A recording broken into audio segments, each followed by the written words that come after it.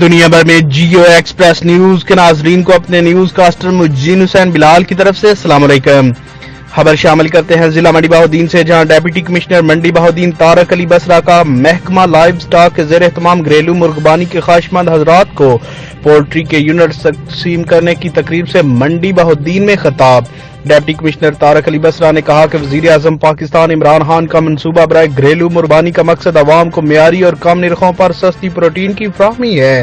اور دیسی مرغیوں کا گوشت اور انڈے اعلیٰ پروٹین حاصل کرنے کا بہترین ذریعہ ہے، جو کہ جسمانی اور ذہنی نشو و نما کے لیے انتہائی ضروری ہے۔ ڈپٹی کمشنر نے فوائد کا ذکر کرتے ہوئے کہا کہ دیسی مرغبانی سے گوشت اور انڈوں کی شکل میں نہ صرف پروٹین اور معاشی فوائد حاصل ہوتے ہیں، بلکہ دیسی مرغیاں انسانوں اور دیگر جانوروں میں بیماریاں پھیلانے والے جراثیم اور حشرات الارض سے قدرتی طریقے سے بچانے میں مدد بھی فراہم کرتی ہیں۔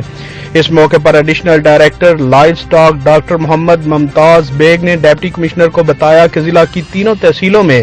700 درخواستوں میں سے قرعہ اندازی کے ذریعے 300 کامیاب حضرات میں سے 100 یونٹس تقسیم کیے جا رہے ہیں۔ ڈاکٹر محمد ممتاز بیگ نے بتایا کہ ایک یونٹ کی مارکیٹ قیمت 1500 روپے ہے، جبکہ حکومت کی جانب سے ایک یونٹ 30% رعایت پر 1050 روپے میں دیے جا رہے ہیں۔